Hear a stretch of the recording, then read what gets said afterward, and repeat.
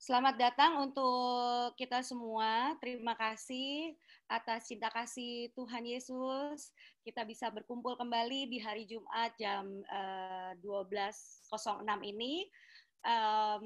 Sebelum kita memulai, kami juga mau menyampaikan kembali apabila ada dari saudara-saudari yang memerlukan pelayanan, ingin melakukan Bible study lanjutan ataupun juga pelayanan doa serta counseling, bisa menghubungi kami di 0896 3841 1655.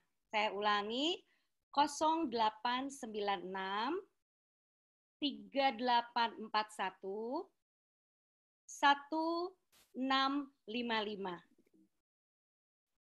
Kita bisa memulai Bible study kita. Kita akan mengajak rekan Medi Rumondor yang akan mendoakan untuk doa buka kita di siang hari ini. Medi.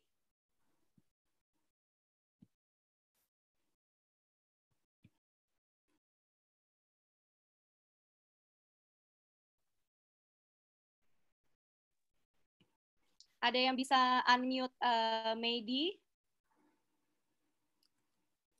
Medi sudah standby, tapi sepertinya dia di mute. Host bisa tolong unmute Medi. Oke, udah Kak. Baik, mari kita bersatu dalam doa. Ya Tuhan Allah Bapa kami yang penuh kasih, yang bertakhta dalam kerjaan surga. Terima kasih Bapa atas kesempatan indah yang Kau berikan kepada kami. Meskipun di tengah situasi yang ada pada saat ini kami tidak dapat berkumpul bersama-sama. Tetapi terima kasih karena Bapa masih memberikan kami kesempatan untuk dapat bertemu melalui Zoom pada siang hari ini. Ya Bapa, saat ini kami ingin membawa diri kami untuk lebih dekat kepadamu. Siapkan telinga kami untuk mendengar, siapkan hati kami untuk menerima, siapkan pikiran kami untuk mengarahkan pandangan kami semuanya hanya tertuju kepadamu.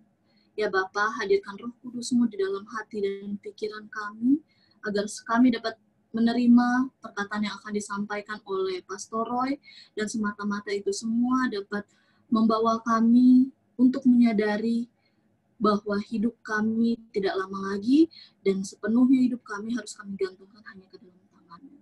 Urapi Pastoro yang akan membawakan firman-Mu, Bapa, siapkan beliau sehingga apa yang beliau sampaikan itu mempunyai makna yang besar dan itu semua dapat menjadi panggilan bagi diri kami masing-masing agar kami dapat lebih memperbaiki sifat-sifat kami yang tidak berkenan di dunia ini. Ya Tuhan, kami serahkan juga acara ini ke dalam tangan-Mu, biarlah kiranya Engkau dapat berikan koneksi yang baik, sehingga apa yang Bapak ingin disampaikan pada siang hari ini, itu semua dapat disampaikan. Terpujilah nama-Mu, karena besar kasih setia-Mu dalam hidup kami siap untuk mendengar sabda-Mu Bapa. Ini doa kami, di dalam nama Yesus kami berdoa. Amin. Amin.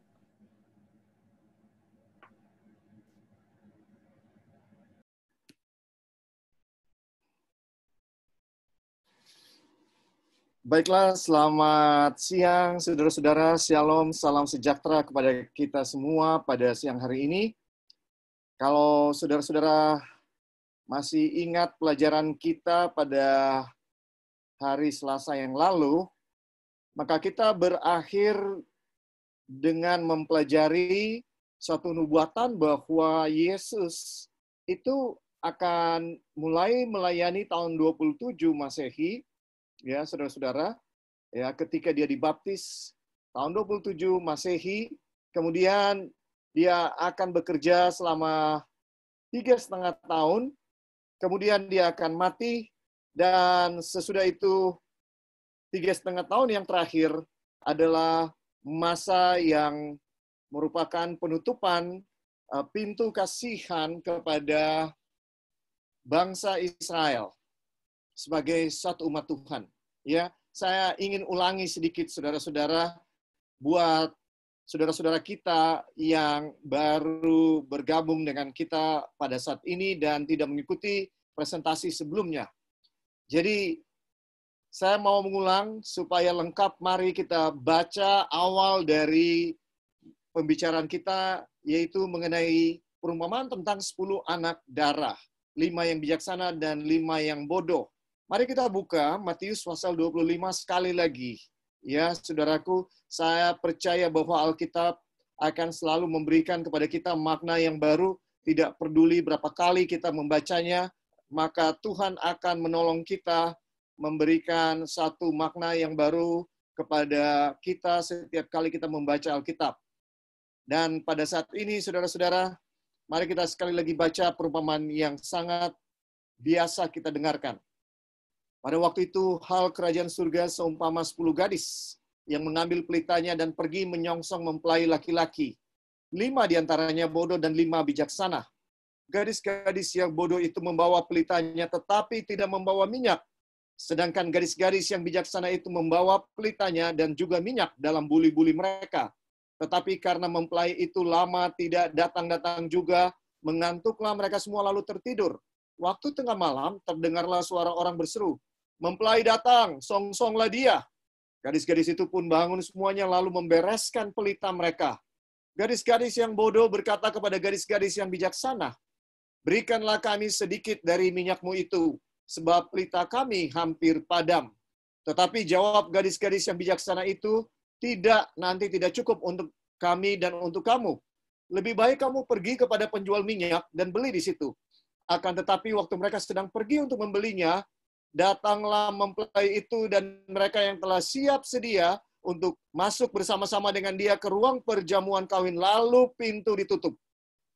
Kemudian datang juga gadis-gadis yang lain itu dan berkata, "Tuan, Tuan, bukakanlah kami pintu."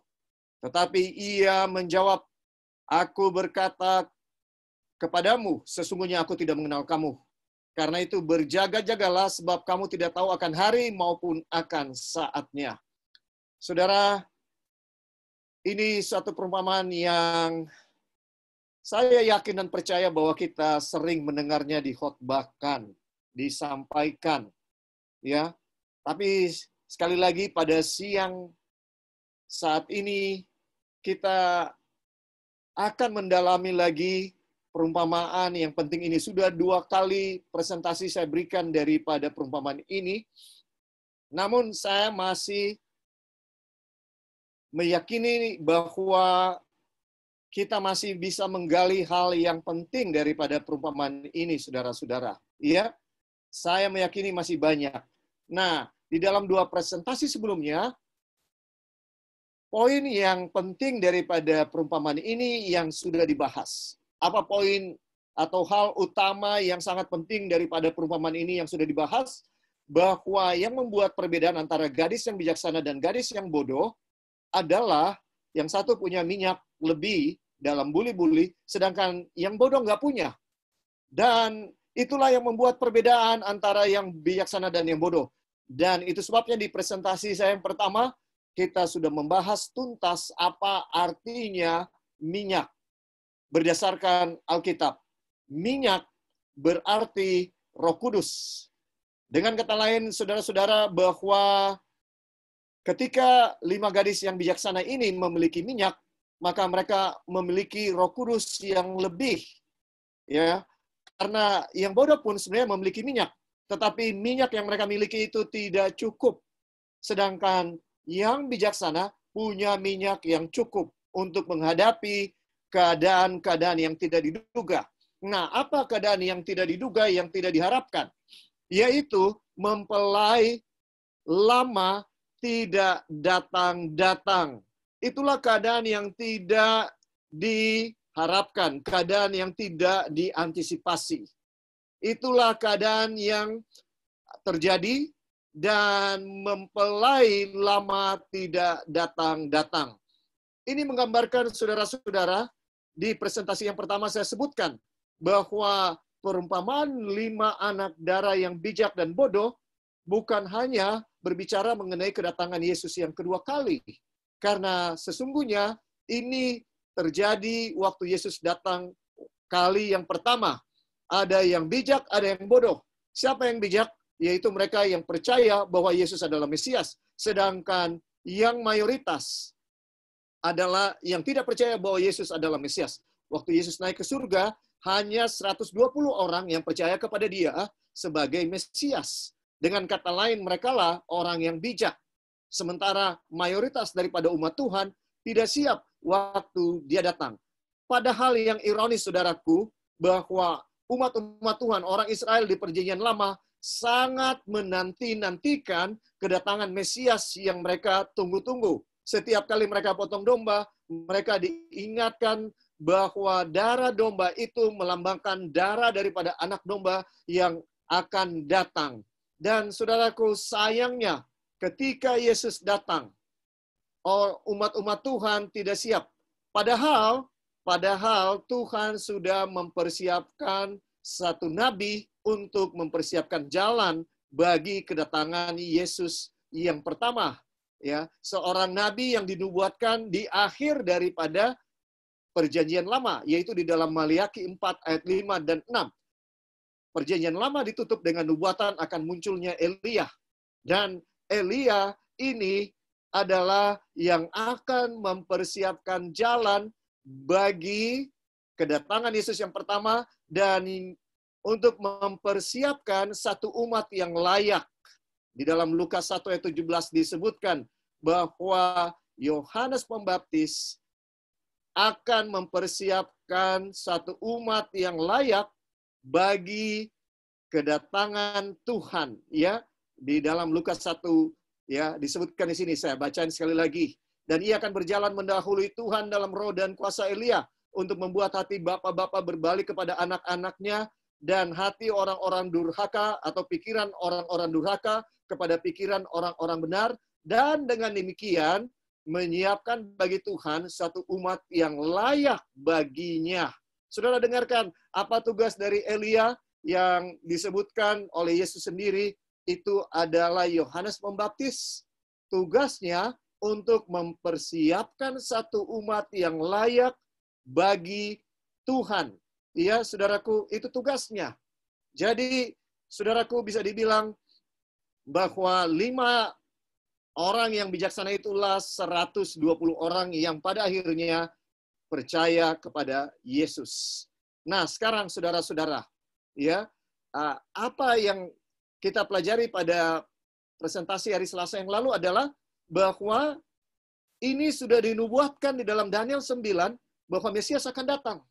Dan di dalam Daniel 9 kita sudah pelajari dengan teliti bahwa di dalam ayat 27, mari kita pergi kepada ayat 27 sekarang, ya. Di dalam Daniel 9 ayat 27 disebutkan di sini dengan jelas, ya, sehubungan dengan Mesias. Apa yang akan terjadi dengan Mesias? Ya, disebutkan di dalam Daniel 9 ayat 27, raja itu akan membuat perjanjian itu menjadi berat bagi banyak orang selama 1x7 masa. Ya, raja itu siapa? Yesus. Dia akan membuat perjanjian menjadi berat. Apa artinya menjadi berat? Banyak orang akan menolak selama 1x7 masa. Atau yang terakhir, bagian yang terakhir daripada 70x7 masa. Kalau saudara baru sekarang mengikuti apa yang saya sampaikan, kalau saudara bingung, saudara tolong balik lihat ya presentasi sebelumnya ya di YouTube channel Alkitab Berkata. Ya, saudara-saudara, ada presentasi yang sebelumnya ditaruh di situ. Kalau saudara nggak sempat ikuti, tolong lihat presentasi yang hari Selasa, tanggal 14, ya, hari Selasa. Saudara-saudara, itu akan menjelaskan bahwa ada 70x7 masa 490 tahun, dan di dalam 69x7 masa, ya, atau 483 tahun, Mesias akan datang. Dan kita sudah hitung, ini dimulai tahun 453 sebelum 457, ketika perintah untuk mendirikan kembali Yerusalem diberikan di dalam buku Esra pasal 7, ya, maka kalau kita hitung dari 457 sebelum Masehi, kita akan tiba di tahun 26. Di situ dinubuatkan bahwa Yesus datang. Tapi karena tidak ada tahun 0, maka kita harus tambah 1. Tahun 27. Yesus dibaptis tahun 27. Dari mana kita tahu? Karena di dalam Lukas pasal 3 disebutkan bahwa Yohanes Pembaptis mulai membaptis pada tahun ke-15 pemerintahan Kaisar Tiberius. Dan saudara, ya, itu kalau dihitung maka akan jatuh tahun 27. Mengapa? Karena tahun ke-15 pemerintahan daripada Kaisar Tiberius adalah tahun 27. Dari mana kita tahu? Karena dia naik takhta tahun 12. Nah, saya mesti kasih di sini penjelasan. Ya, kalau saudara pergi ke internet, maka saudara akan dapati ditulis bahwa Kaisar Tiberius naik takhta tahun 14, bukan tahun 12. Tetapi, saudaraku, ada bukti bahwa dia sudah dinyatakan sebagai raja bersama memerintah dengan Kaisar Agustus karena dia diangkat oleh Kaisar Agustus sebagai anak dan diajar dengan istilah co-regent. Co-regent adalah satu istilah yang berarti memerintah bersama-sama. Biasa ini dilakukan di dalam Alkitab untuk mempersiapkan calon raja, saudara-saudara, untuk menggantikan bapaknya. Dan biasanya bapaknya itu masih hidup, atau kaisar sebelumnya masih hidup, dan mereka memerintah bersama-sama. Ya, di dalam Alkitab ini banyak contohnya. Contohnya Nebukadnezar. Di dalam Daniel pasal 1, Nebukadnezar sebenarnya waktu itu belum menjadi raja penuh, ya. Tapi dia sudah disebutkan sebagai raja Babel Nebukadnezar. Karena waktu dia menyerang Yerusalem, mengepung Yerusalem, di Daniel pasal 1, sebenarnya bapaknya masih hidup, memerintah sama-sama dengan dia. Tetapi istilah co-regent dikenal di dalam Alkitab untuk menggambarkan bahwa raja dan anaknya sama-sama memerintah. Ini adalah cara untuk mempersiapkan anaknya untuk transisi kekuasaan dengan smooth, dengan lancar, ya, supaya dia sudah siap untuk menjadi raja. Ini adalah persiapan bisa dibilang. Jadi memang, ya, saudara-saudara, dalam catatan sejarah, Kaisar Tiberius naik takhta tahun 14, saudara akan temukan. Tetapi ada bukti-bukti sejarah yang jelas menyatakan bahwa tahun 12 sebenarnya itulah tahun diangkatnya Kaisar Tiberius, ya, sebagai co-regent daripada Kaisar Agustus. Ya, ini catatan tambahan, ya, bagi presentasi sebelumnya. Nah, dengan demikian tahun 27 Masehi adalah tahun Mesias, ya, atau seseorang yang diurapi itu datang. Nah, ini di presentasi sebelumnya. Dan saudara, dia akan melayani 3,5 tahun. Kemudian disebutkan di dalam Daniel 9 ayat 27, ya, di dalam Daniel 9 ayat 27 disebutkan sebagai berikut, ya. Disebutkan dengan jelas bahwa Mesias akan disingkirkan. Daniel 9 ayat 27, raja itu akan membuat perjanjian itu menjadi berat bagi banyak orang selama 1 kali 7 masa yang terakhir. Ya, mulai dari tahun 27 ditambah 7 tahun, karena 7 masa artinya 7 tahun, maka itu akan berakhir tahun 34 Masehi. Nah, saudaraku, di pertengahan, disebutkan di sini, pada pertengahan 7 masa itu, berarti 3,5 tahun, sesudah tahun 27, ia akan menghentikan korban sembelihan dan korban santapan. Ya, apa maksudnya bahwa Mesias akan menghentikan korban sembelihan dan korban santapan? Ya, ini korban yang biasa dilakukan di bait suci. Setiap hari ada korban sembelihan dan ada korban santapan. Melambangkan apa ini? Melambangkan Yesus yang akan datang sebagai juru selamat. Ya, dia karena domba-domba yang disembelih di bait suci setiap hari sesungguhnya melambangkan Yesus yang akan datang. Jadi ketika Yesus mati, darah dari domba yang sesungguhnya dicurahkan, yaitu Yesus. Ketika dia mati di kayu salib, maka persembahan ini harus berhenti karena sudah digenapi di dalam kehidupan Yesus. Ya, saudara-saudara, apakah ada signifikannya? Apakah tanda bahwa persembahan di bait suci harus dihentikan waktu Yesus mati? Mari kita buka di dalam Markus 15 ayat 38. Apa yang terjadi ketika Yesus mati? Ya, ada satu catatan Injil yang boleh meyakinkan kita bahwa persembahan atau upacara di bait suci tidak lagi dinyatakan masih berlaku. Markus 15 ayat 38. Bukan Markus 13. Markus 15. Markus 15 ayat 38. Mari kita lihat ya. Firman Tuhan berkata di sini, ketika itu ya, ini kalau kita lihat ayat 37, lalu berserulah Yesus dengan suara nyaring dan menyerahkan nyawanya. Ayat 38, ketika itu tabir bait suci terbelah dua dari atas sampai ke bawah. Ya, jadi saudara lihat ada catatan yang diasosiasikan dengan ketika Yesus mati. Waktu Yesus mati, penulis Injil mengasosiasikan dengan terbelah ya. Tabir bait suci terbelah dua dari atas sampai ke bawah. Spesifik banget dibilang bahwa itu terjadi dari atas ke bawah. Menyatakan itu tangan ilahi, tangan Tuhan yang membelah tirai itu.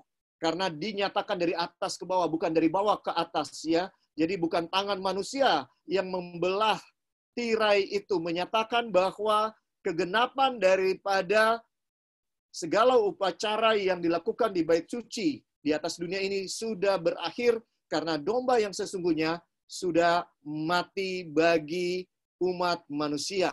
Jadi, saudaraku, ya, ini menyatakan kegenapan dari Daniel 9 ayat 27 tadi bahwa Yesus harus mati.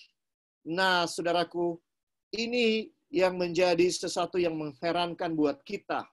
Ya, bahwa nubuatan mengenai Mesias datang yang pertama, dia akan mati.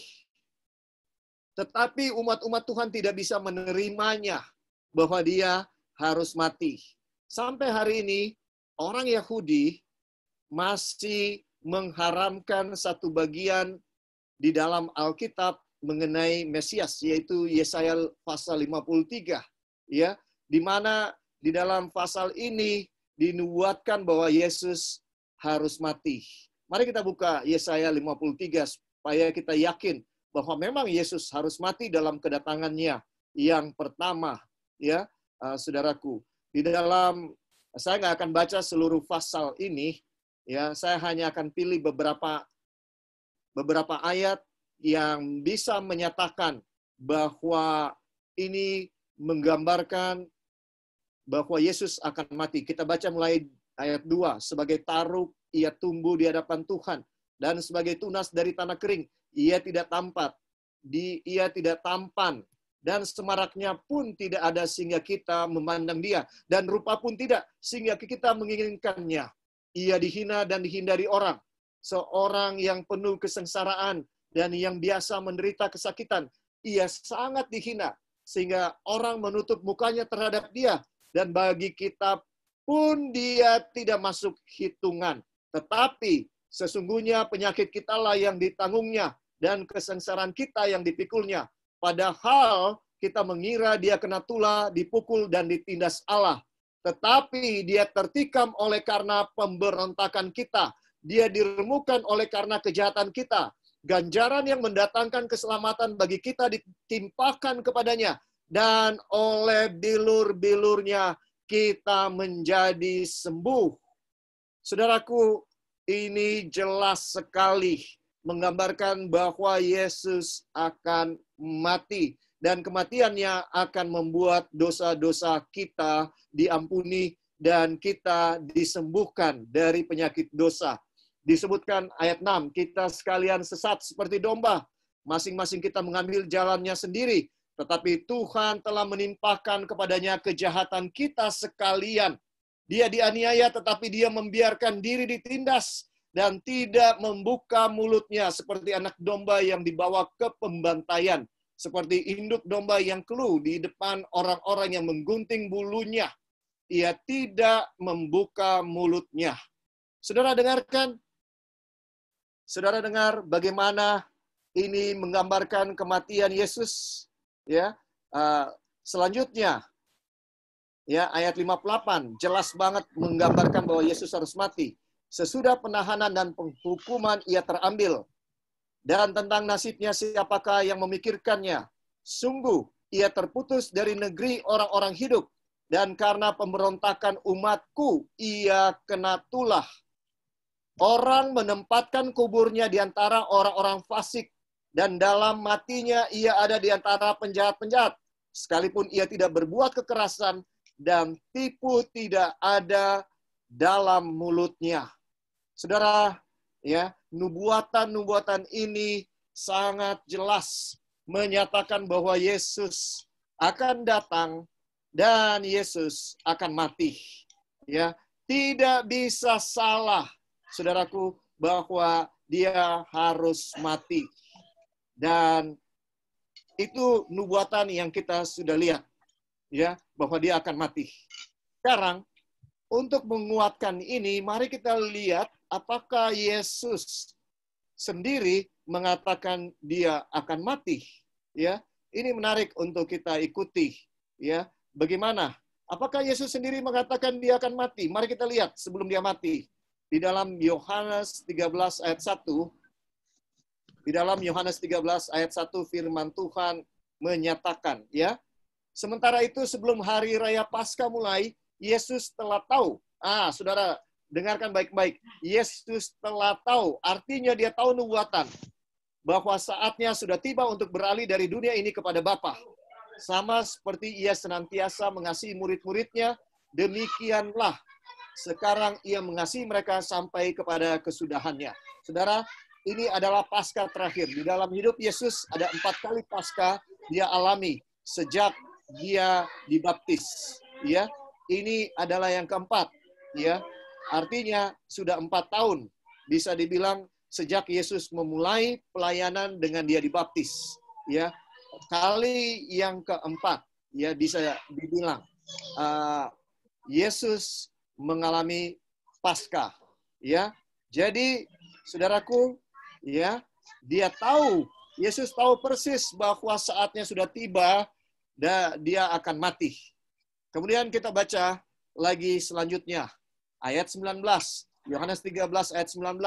Aku mengatakannya kepadamu, ya, katanya apa tujuan Yesus memberitahukan kepada murid-muridnya tentang bagaimana dia harus mati. Aku mengatakannya kepadamu sekarang juga sebelum hal itu terjadi. Supaya jika hal itu terjadi, kamu percaya bahwa akulah dia. Ya, itu maksud dari Tuhan memberitahukan nubuatan sebelum itu terjadi. Ayat 38, Yohanes 13 ayat 38. Ya, ketika dia mengatakan kepada murid-muridnya bahwa dia akan ditangkap, ya, bahwa murid-muridnya akan lari dan menyangkal dia, lari ketakutan.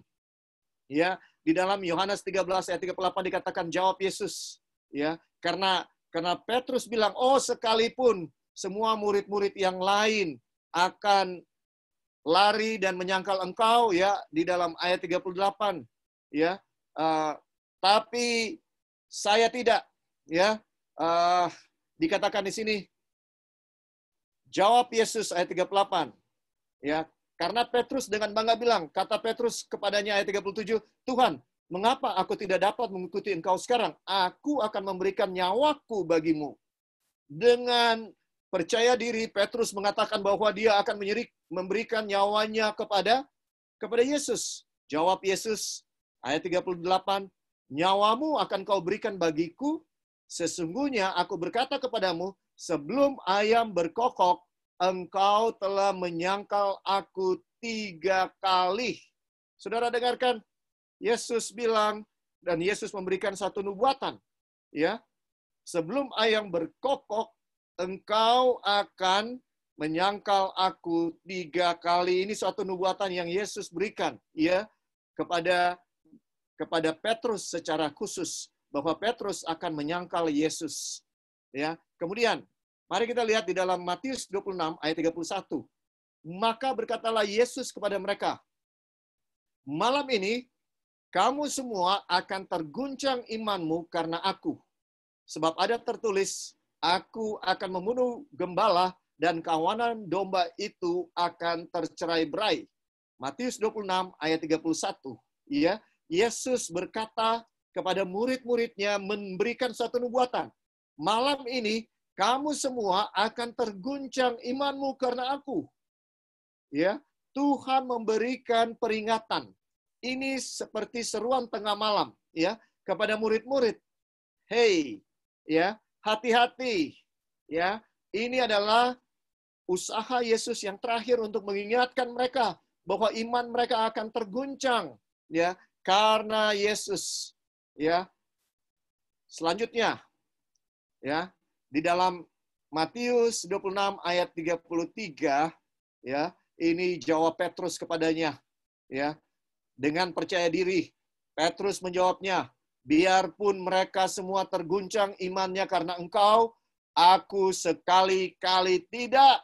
Saudara, Petrus dengan percaya diri bilang, Tuhan, sekalipun mereka semua terguncang imannya karena engkau, aku sekali-kali tidak. Ayat 35, kata Petrus kepadanya, sekalipun aku harus mati bersama-sama engkau, aku takkan menyangkal engkau. Semua murid yang lain pun berkata demikian juga. Saudara, bukan cuma Petrus, semua murid yang lain percaya diri bahwa mereka tidak akan terguncang imannya. Mereka tetap akan percaya kepada Yesus. Ya, saudaraku, banyak dari antara kita pun, ya, di akhir zaman yakin bahwa saya tahu nubuatan, saya tahu tanda-tanda kedatangan Yesus yang kedua kali. Saya tahu dengan tepat tanda-tanda zaman ini. Saya tahu Alkitab dengan tepat. Saya tahu Tuhan Yesus. Saya intim dengan Tuhan Yesus setiap hari. Saya tahu Dia mengasihi saya. Saya tidak akan menyangkal Tuhan Yesus. Saya akan siap waktu Dia datang. Waktu Dia datang, saya sudah siap. Saudaraku, saya mau sampaikan bahwa kata-kata Yesus, ya, pada waktu aku datang, ya, banyak orang yang tidak siap.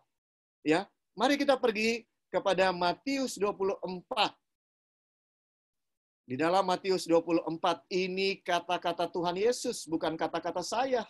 Ya, di dalam Matius 24, ya, saudaraku, disebutkan, ya, di sini, ya, di dalam secara khusus, ya, ayat 42 saya kutip. Karena itu berjaga-jagalah sebab kamu tidak tahu pada hari mana Tuhanmu datang.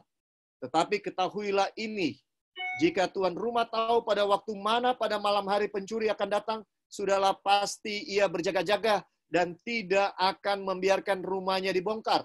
Sebab itu, hendaklah kamu juga siap sedia, karena Anak Manusia datang pada saat yang tidak kamu duga.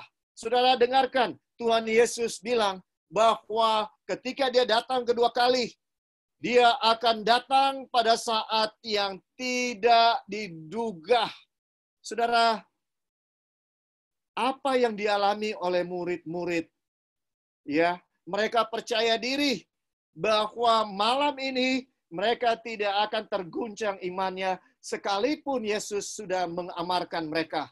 Biarlah ini juga menjadi amalan buat saya dan saudara. Jangan kita terlalu percaya diri bahwa saya siap waktu Yesus datang kedua kali. Firman Tuhan Yesus sendiri berkata, sebab aku datang pada saat yang tidak kamu duga. Saudaraku, pelajaran daripada 5 anak darah, ya, mengatakan bahwa semua anak darah ini menantikan kedatangan pengantin. Bukan mereka tidak menantikan, tetapi karena pengantin itu lama tidak datang-datang juga, maka mengantuklah mereka semua dan tertidur. Ya, saudaraku, ya, ini menggambarkan bahwa memang waktu pengantin datang, mereka tidak duga. Tiba-tiba mereka mendengarkan seruan tengah malam. Mempelai datang, song-songlah dia. Dan tiba-tiba mereka semua terbangun. Saudaraku, ini menggambarkan bahwa kita saat ini yang sedang menantikan kedatangan Yesus yang kedua kali.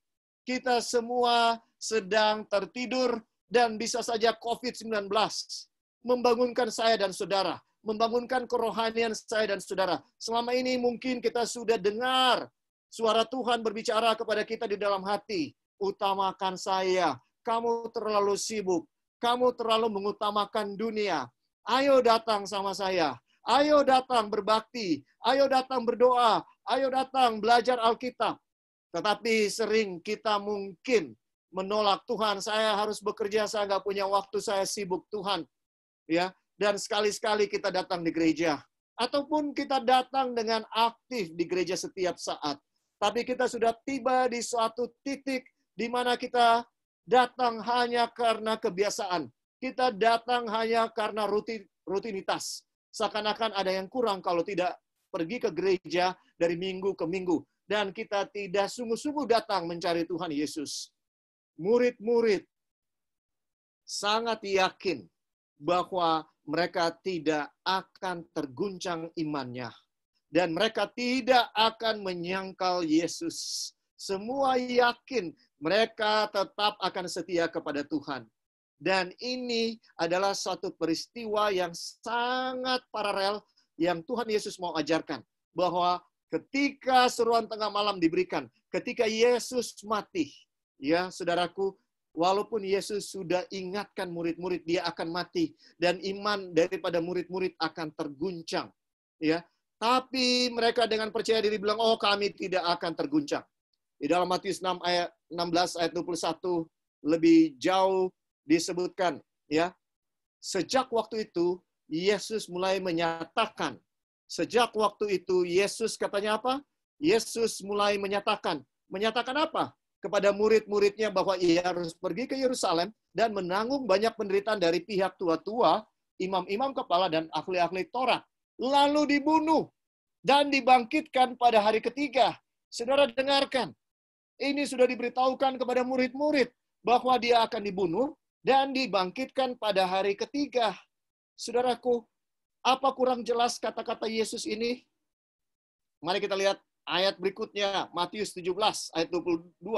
Jadi dari Matius 16 tadi, ya ayat 21, sejak waktu itu Yesus tahu dia punya waktu sudah dekat, jadi dia mulai beritahukan kepada murid-muridnya bahwa dia akan ke Yerusalem, dianiaya, dan pada akhirnya dibunuh, dan dia akan dibangkitkan pada hari ketiga. Ya, saudaraku, sekarang kita lihat Matius 17 ayat 22. Pada waktu Yesus dan murid-muridnya bersama-sama di Galilea, ia berkata kepada mereka, Anak manusia akan diserahkan ke dalam tangan manusia. Dan mereka, ayat 23, dan mereka akan membunuh dia, dan pada hari ketiga ia akan dibangkitkan. Maka hati murid-muridnya itu pun sedih sekali. Ya, jadi Yesus sendiri mengatakan bahwa dia harus mati. Bukan hanya Yesaya tadi yang mengatakan bahwa Yesus harus mati, tapi Yesus sendiri dia mengerti bahwa dia harus mati. Dia harus mati. Itulah misi kehidupannya. Dia harus mati, saudaraku. Ya, ketika Yesus memberitahukan berulang-ulang bahwa dia harus mati kepada murid-murid dan menjelang malam kematian Yesus, ya, menjelang malam dia ditangkap dan kemudian akan dieksekusi mati, ya. Apa yang terjadi dengan murid-murid, saudara? Ya, ini menarik. Lukas 22 ayat 24. Terjadilah juga pertengkaran di antara murid-murid Yesus. Siapakah yang dapat dianggap terbesar di antara mereka? Yesus sudah mau mati, ya, tetapi yang terjadi di antara murid-murid dan dia sudah kasih tahu kepada murid-murid, ya, bahwa dia akan mati dan iman mereka akan goncang. Mereka dengan percaya diri bilang tidak. Bahkan Petrus bilang, sekalipun semua ini akan menyangkal engkau, aku tidak. Dan aku rela menyerahkan nyawaku bagimu. Iya, dia sangat percaya diri. Ya. Dan yang lebih menyedihkan, bahwa di saat-saat Yesus sangat membutuhkan dukungan moral mereka, ya, murid-murid justru bertengkar. Apa yang membuat mereka bertengkar? Siapakah yang dapat dianggap terbesar di antara mereka? Ya, tentunya ini menyatakan bahwa ketika Yesus mereka harapkan akan jadi raja, ya, mereka yakin bahwa Yesus Mesias dan dia akan jadi raja, ya, maka mereka ini akan menjadi menteri-menterinya. Dan mereka bertengkar siapa yang harus menduduki tempat yang paling tinggi di antara mereka. Siapa yang harus dianggap terbesar kontribusinya buat Yesus. Sehingga dia yang akan mendapatkan kedudukan yang tertinggi. Nah, saudaraku, ini sangat menyedihkan. Bahwa menjelang Yesus mati, ya, saudaraku, murid-murid tidak mendengarkan kata-kata Yesus yang menubuatkan kepada mereka, mengamarkan kepada mereka, mengingatkan kepada mereka, ya, tidak mereka dengarkan. Dengan kata lain, saudara, ya, murid-murid juga pada saat itu, ya, kita tahu ceritanya kemudian bahwa mereka akhirnya terguncang imannya. Kita tahu ceritanya kemudian bahwa Petrus akhirnya menyangkal Yesus 3 kali sebelum ayam itu berkokok, ya. Kita tahu ceritanya. Dengan kata lain, mereka juga sebenarnya pada akhirnya adalah gadis-gadis yang bodoh. Ya, bisa dibilang untuk satu waktu tertentu. Mereka tidak siap. Mereka tidak punya minyak yang cukup untuk percaya kepada Yesus, percaya kepada kata-katanya. Ya, apa pelajaran yang saya mau sampaikan kepada saudara dan saya? Mengapa murid-murid tidak siap? Walaupun Yesus sudah bilang bahwa dia akan mati. Ini contoh bahwa murid-murid saja yang hidup dengan Yesus, dan Yesus sudah bicara kepada mereka nubuatan apa yang akan terjadi dengan dia, toh mereka tidak percaya dan mereka tidak siap waktu Yesus mati. Kalau kita bisa bilang kematian Yesus, itu adalah kedatangannya yang pertama, adalah di mana dia memulai kerajaan kasih karunia-Nya dengan dia mati, itu menggambarkan kedatangannya yang pertama, puncak daripada misi utamanya waktu dia datang pertama. Ya, saudaraku, maka ini paralelnya dengan kedatangan Yesus yang kedua. Dengan kata lain, ada satu umat yang siap untuk menyambut kedatangan Yesus yang kedua kali. Umat itu adalah umat Kristen, ya. Karena kita percaya kepada Yesus dan Yesus mengatakan bahwa aku pergi ke situ untuk menyediakan tempat bagimu. Dan apabila aku telah pergi ke situ dan menyediakan tempat bagimu, aku akan datang kembali dan membawa kamu ke tempatku, supaya di tempat di mana aku berada, kamu pun berada. Ini kata-kata Yesus. Kalau kita pengikut Yesus, maka kita sangat menantikan, merindukan Yesus akan datang kembali, menjemput kita untuk kembali kepada kerajaan yang dia sudah siapkan. Kembali kepada rumah yang sudah lama kita nanti-nantikan. Ini seharusnya menjadi kerinduan saya dan saudara. Tapi kalau kita tidak peduli dengan kedatangan Yesus yang kedua kali, ya saudaraku, kita bisa saja adalah 5 gadis yang bodoh, sebagaimana Yesus datang pada kali yang pertama dan umatnya menolak dia, bahkan menyalibkan dia. Saya dan saudara dalam bahaya melakukan hal yang sama, ya, bukan secara harafiah tapi secara rohani. Kalau saudara dan saya tidak percaya kepada kedatangan Yesus yang kedua kali, maka sebenarnya saya dan saudara sedang menyangkal Yesus. Karena Yesus sangat rindu untuk datang. Mari kita lihat apa yang disebutkan di dalam Wahyu 22. Ya, bagian akhir daripada firman Tuhan. Wahyu 22, saya mau mulai baca daripada ayat 7, kemudian ayat 12, dan ayat 21. Wahyu pasal 22. Ya, ini kata-kata Tuhan Yesus sendiri di dalam penglihatan yang diberikan kepada Yohanes yang kekasih di Pulau Patmos. Buku Wahyu ditutup dengan kata-kata dari Yesus sendiri. Inilah kata-katanya. Inilah pekabaran yang dia mau sampaikan, pekabaran yang terakhir kepada umat-umat Tuhan. Ya, dan inilah pekabaran terakhir bukan cuma dari buku Wahyu, tapi dari seluruh perjanjian lama. Dan bahkan bukan cuma seluruh perjanjian lama, tapi inilah pekabaran yang terakhir yang diberikan oleh Tuhan Yesus dari seluruh isi Alkitab. Tentunya ini sangat penting. Dia berkata, sesungguhnya aku datang segera. Berbahagialah orang yang menuruti perkataan-perkataan nubuat kitab ini.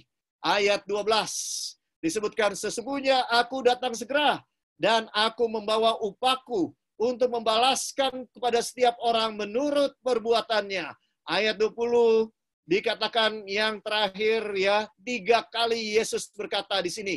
Ia yang memberi kesaksian tentang semuanya ini berfirman, "Ya, aku datang segera." Saudara dengarkan kata-kata Tuhan Yesus yang terakhir di dalam seluruh isi Alkitab. Aku datang segera. Kenapa Tuhan Yesus mau datang segera? Karena Dia sangat mengasihi saya dan saudara. Orang yang kita kasihi, kita ingin selalu bersama-sama dengan Dia. Itu sebabnya Dia mau datang segera. Dia tidak mau tunggu waktu yang lama.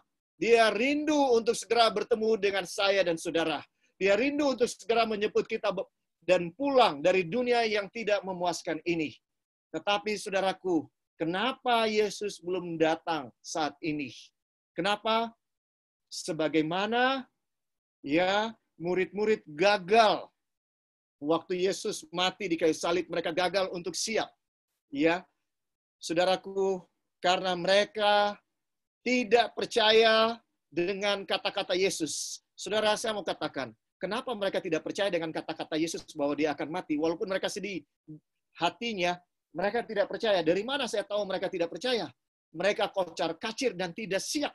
Ya, walaupun Yesus sudah mengamarkan, imanmu akan tergoncang malam ini, dan mereka tidak siap. Dan waktu Yesus menampakkan diri kepada mereka, ya, pada hari ketiga, Dia bilang Dia akan bangkit pada hari yang ketiga. Waktu Dia menampakkan diri kepada mereka, mereka tidak percaya pada awalnya, saudara. Kenapa? Kenapa mereka tidak percaya? Oleh karena mereka tidak siap, tidak percaya dengan apa yang Yesus nubuatkan akan terjadi. Mengapa mereka tidak percaya dan tidak siap? Satu jawabannya, saudara, yang menjadi kunci kenapa mereka bertengkar satu dengan yang lain. Kenapa mereka bertengkar satu dengan yang lain? Justru di saat-saat Yesus sangat membutuhkan mereka, justru mereka tidak bersatu. Ya, oleh karena ada keinginan-keinginan duniawi.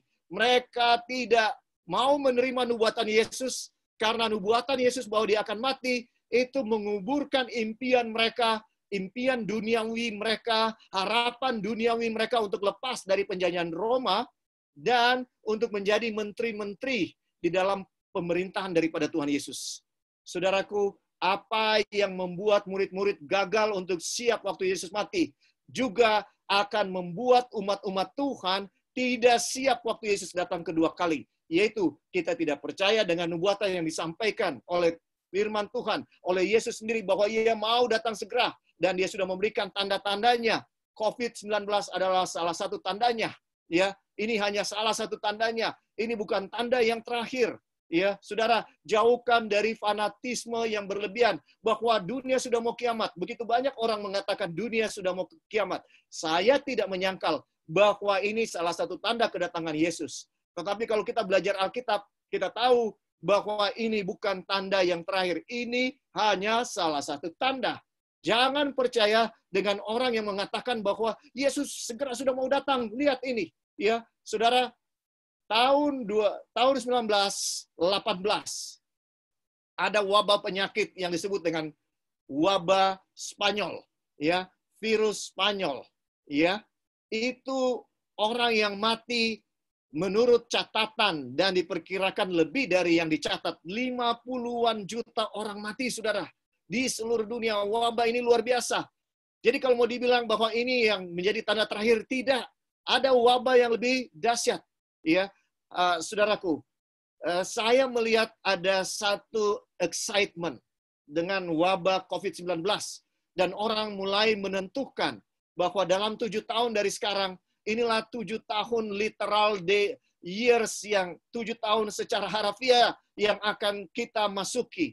Saudara, sekali lagi, kita tidak tahu waktu kedatangan Yesus. Kita tidak tahu kapan. Jangan percaya kalau sudah ada orang yang menentukan waktu. Kenapa? Karena Yesus bilang, waktu aku datang, kamu tidak duga.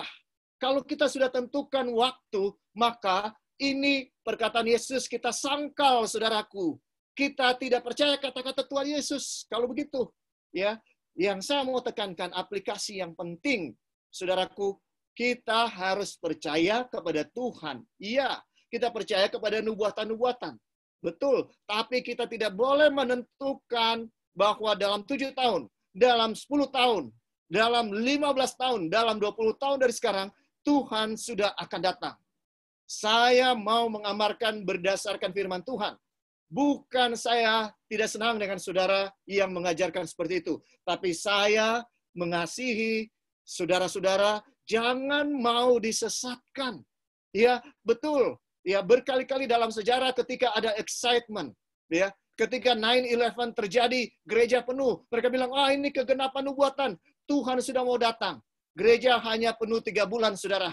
Sesudah 3 bulan, lewat lagi excitement-nya, kita kembali kepada nature, yaitu suam-suam kuku. Kadang rajin, kadang tidak. Padahal Tuhan mau kita konstan, bahkan konsisten, dan semakin setia kepada Tuhan. Saudara dengarkan, ya, kenapa murid-murid tidak siap? Karena mereka tidak mendengarkan kata-kata nubuat dari Tuhan Yesus. Kenapa mereka tidak mendengarkan, tidak percaya? Karena mereka punya agenda-agenda pribadi dan duniawi. Saya dan saudara akan mengulangi kesalahan yang sama. Kalau kita masih punya agenda-agenda duniawi, bahkan dalam keadaan seperti sekarang ini. Saudara, inilah waktunya kita sungguh-sungguh merenungkan diri kita, ya, apakah saya sudah sungguh-sungguh kepada Tuhan? Tuhan memberikan alasan kepada kita, ya, kenapa banyak orang bilang Tuhan lalai menepati janjinya. Sudah hampir 2000 tahun dia bilang bahwa dia akan datang segera, tapi dia belum datang segera. Saudara, mari kita buka ayat yang terakhir pada siang hari ini saya mau bagikan kepada saudara, ya, di dalam 2 Petrus 3 ayat 3. 2 Petrus 3 ayat 3, Tuhan menyatakan bahwa di akhir zaman akan ada orang yang bodoh dan ada orang yang bijaksana. Ya, akan ada yang bodoh. Dan yang bodoh mengatakan di dalam 2 Petrus 3 ayat 3, yang terutama harus kamu ketahui ialah bahwa pada hari-hari zaman akhir akan tampil pengejek-pengejek dengan ejekan-ejekannya, yaitu orang-orang yang hidup menuruti hawa nafsunya. Inilah deskripsi gambaran apa yang akan terjadi di akhir zaman. Bahwa di akhir zaman akan tampil apa? Pengejek-pengejek dengan ejekan-ejekannya. Apa ejek-ejekannya mereka? Ya, di dalam ayat 4. Kata mereka, di manakah janji tentang kedatangannya itu? Sebab sejak bapa-bapa leluhur kita meninggal, segala sesuatu tetap seperti semula pada waktu dunia diciptakan. Dengarkan, inilah orang-orang yang bodoh, hamba yang jahat, yaitu mereka yang mengatakan bahwa di mana janji kedatangannya itu. Mereka tetap tidak percaya. Mereka bilang, di mana? Mana buktinya? Ya, dan orang-orang ini digambarkan di dalam ayat 3 sebagai orang-orang yang hidup menuruti hawa nafsunya. Hawa nafsu duniawi mereka. Keinginan-keinginan daging dan keinginan-keinginan duniawi yang mereka miliki. Dan mereka tidak mau Yesus segera datang. Saudaraku, ayat 9. Ada satu kelompok yang lain, ya. Dan ini mestinya menjadi pengertian bagi saya dan saudara. Kenapa Tuhan belum datang? Tuhan tidak lalai menepati janjinya. Sekalipun ada orang yang menganggapnya sebagai kelalaian. Tetapi ia sabar terhadap kamu. Karena ia menghendaki supaya jangan ada yang binasa. Melainkan supaya semua orang berbalik dan bertobat. Saudara dengarkan bahwa Tuhan apa katanya? Tuhan sabar terhadap saya dan saudara. Karena Tuhan tidak menghendaki supaya ada yang binasa. Tuhan tidak menghendaki satu orang pun binasa karena belum siap dengan kedatangannya. Dia rindu supaya semua orang berbalik dan bertobat. Saudaraku, panggilan kepada saya dan saudara pada saat ini. Mari kita berbalik dan mari kita bertobat. Mari kita sungguh-sungguh menyediakan minyak. Ya, minyak itu adalah kesabaran. Ya, saudara, karena minyak itu akan memberikan kepada kita kesabaran. Ya, minyak yang lebih artinya kita punya Roh Kudus yang lebih, dan kalau kita punya Roh Kudus yang lebih, saudara, kita tahan menderita, kita sabar. Ya, kita sabar menantikan kedatangan Tuhan. Ya, kita sabar. Kita bukan kehilangan iman atau mengolok-ngolok mana janji itu. Kenapa orang-orang ini mengolok? Karena mereka tidak sabar. Padahal Tuhan dalam hikmat-Nya dan kasih-Nya menunda kedatangannya karena dia lihat umat-umatnya masih tidak mengutamakan dia, masih hidup menurut hawa nafsu, masih tidak bisa memaafkan, masih menyombongkan diri, masih suka hal-hal duniawi, masih suka bohong, masih suka tidak setia, dan sebagainya. Saudara bisa teruskan daftarnya sesuai dengan keadaan saudara. Saudara-saudara, pada siang hari ini, saya ingin menyampaikan, kalau saya dan saudara 5 gadis yang bijaksana. Mari jangan kita ulangi kesalahan yang dibuat oleh murid-murid Yesus. Yesus sudah amarkan dengan luar biasanya. Itu adalah seruan tengah malam. Himbauan Yesus yang terakhir buat murid-murid. Bersedia, kamu akan kehilangan iman malam ini kalau kamu tidak berjaga-jaga. Dan Yesus minta mereka berjaga-jaga, yaitu berdoa bersama. Tapi ketika Yesus kembali lihat murid-murid tertidur, dia sangat sedih karena dia sangat membutuhkan dukungan doa dari mereka. Tetapi mereka tertidur. Dan itu sebabnya mereka tidak siap. Saudara, COVID-19 memberikan kita semua alasan yang selama ini kita jadikan alasan, Tuhan saya nggak punya banyak waktu. Saya harus kerja, saya harus mencari uang untuk menafkahi keluarga saya. Ya, kemudian saya pulang, saya sudah capek Tuhan. Tuhan mengerti. Saudara, sekarang Tuhan memberikan semua keluhan saudara. Sekarang kita punya semua waktunya. Tapi apakah kita akan gunakan? Tergantung apakah saya dan saudara adalah yang bijaksana atau bukan. Kalau kita yang bijaksana, kita akan gunakan sebaik-baiknya waktu yang Tuhan berikan untuk mencari Tuhan, untuk mengutamakan Tuhan, untuk memperbaiki kesalahan, untuk bertobat, untuk meninggalkan semua kebiasaan-kebiasaan yang buruk, untuk datang sungguh-sungguh mencari Tuhan. Inilah waktunya, saudara. Inilah waktunya bagi kita untuk serius dalam kehidupan kerohanian kita dengan Tuhan. Saudaraku, inilah yang saya bisa sampaikan pada siang hari ini. Semoga kita akan lebih mendekatkan diri kepada Tuhan. Semoga kita akan lebih sungguh-sungguh mencari Tuhan. Ya, saudaraku, ini krisis yang sedang kita hadapi adalah untuk mempersiapkan kita untuk menghadapi masa kesesakan besar yang tidak pernah disaksikan oleh dunia di atas dunia ini. Itu yang sedang datang kepada kita. Dan Tuhan di dalam kemurahannya, kasih karunia-Nya, melihat bahwa saya dan saudara tidak akan bisa siap kalau kita langsung menghadapi kesusahan besar itu. Maka Dia mengizinkan kesusahan-kesusahan yang lebih kecil untuk mempersiapkan saya dan saudara untuk kesusahan yang lebih besar. Ini adalah kasih karunia Tuhan. Daripada kita mengeluh, daripada kita ketakutan berlebihan, mari kita serahkan hidup kita sungguh-sungguh ke dalam tangan Tuhan. Maka Tuhan akan menguatkan saya dan saudara. Kita punya minyak lebih. Kita tidak mengeluh karena kita punya kesabaran lebih. Yang ini Tuhan telah melatih kita. Kita harus bersyukur kalau ada orang yang selama ini membuat kita tidak sabar. Karena itulah latihan-latihan yang Tuhan sudah persiapkan kepada kita saat ini. Mari kita tunduk kepala dan kita berdoa. Ya Tuhan Allah yang bertakhta di dalam kerajaan surga, kami bersyukur sekali lagi untuk kesempatan di mana kami boleh mempelajari firman Tuhan. Tuhan, tolong kami agar kami sungguh-sungguh mencari Engkau, agar kami sungguh-sungguh datang menghadap Engkau. Tuhan, dari firman-Mu, ampuni kami kalau selama ini kami sering mengatakan, di mana janji kedatangan-Mu? Sehingga kami tidak mau datang bertobat sungguh-sungguh kepadamu. Sering kami belajar nubuatan dengan satu motif yang mementingkan diri, agar kami tahu kapan tanda-tanda zaman, dan kami mau menunggu tanda yang terakhir. Di situ kami akan bertobat sungguh-sungguh. Tuhan, ampuni kami. Ampuni kami kalau selama ini kami tidak mau sungguh-sungguh kepadamu, oleh karena kami mementingkan diri.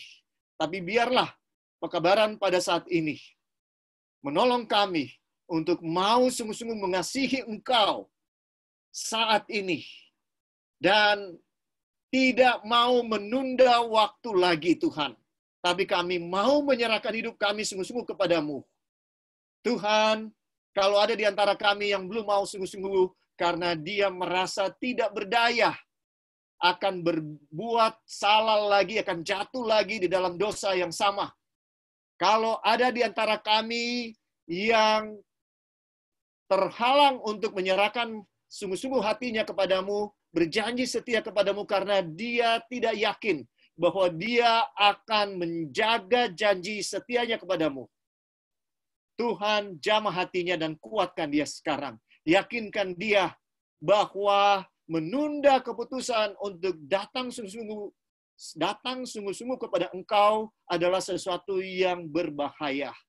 Tuhan, tolong masing-masing kami semua untuk sekali lagi memperbaharui komitmen setia kami kepada Engkau. Kalau selama ini kami telah setia kepadamu. Bapa, biarlah kami lebih mengasihi Engkau, lebih setia, dan lebih berserah dalam kehidupan kami. Berkati semua yang mendengarkan secara online, baik secara langsung maupun melalui rekaman. Berkati kami, jamah hati kami, dan tolong dalam setiap penderitaan yang mungkin sedang kami alami saat ini, pencobaan, untuk tetap percaya kepada Engkau. Hamba berdoa, kuatkan kami semua, agar kami tidak mundur sedikit pun dari iman, dari pencobaan. Berikan kemenangan, Tuhan. Dan pada saat ini, sekali lagi Tuhan, kami mau berdoa untuk orang-orang yang menderita, umat-umat-Mu maupun masyarakat luas. Tuhan, berkati jamah, kuatkan mereka, agar dalam pertarungan dengan penyakit ini, maupun penyakit-penyakit yang lain, mereka tidak kehilangan kepercayaan kepada Engkau, mereka tetap teguh berpegang kepada Engkau. Oh Bapa, Engkau saja satu-satunya pengharapan kami. Jamah semua orang-orang yang menderita ini. Hiburkan dan kuatkan keluarga mereka untuk terus berserah dan bergantung kepada Tuhan. Jangan biarkan mereka kehilangan pengharapan di dalam Engkau. Dan masyarakat luas yang terkena dampak ekonomi, Tuhan, tolong sediakan kebutuhan-kebutuhan mereka setiap hari, dan ajar kami untuk mau berbagi dengan orang-orang yang berkekurangan, walaupun mungkin kami juga berkekurangan, ya Tuhan. Berikan kami iman untuk percaya dan mengutamakan orang-orang lain, ya Tuhan.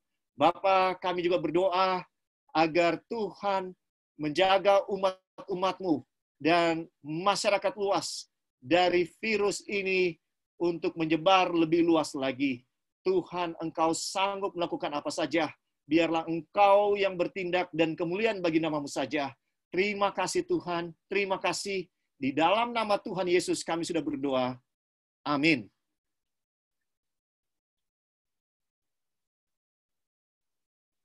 Tuhan memberkati saudara-saudara semua. Terima kasih sudah bergabung.